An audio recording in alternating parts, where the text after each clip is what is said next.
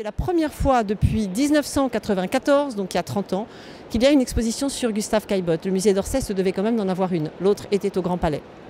Caillebotte, c'est un personnage qui est maintenant connu comme un très grand peintre, mais qui de longues années a souffert de ne pas être connu comme un très grand peintre alors qu'il eût voulu l'être.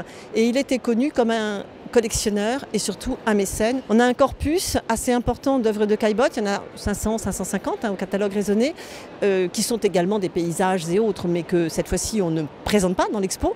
En revanche, dans les figures, il y a 100 figures d'hommes, et 37 d'un couple homme-femme. Donc ça fait 137 figures d'hommes contre 32 figures de femmes.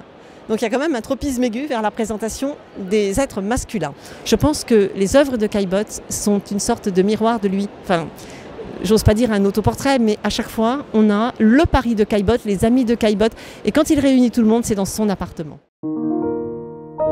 Les alumni.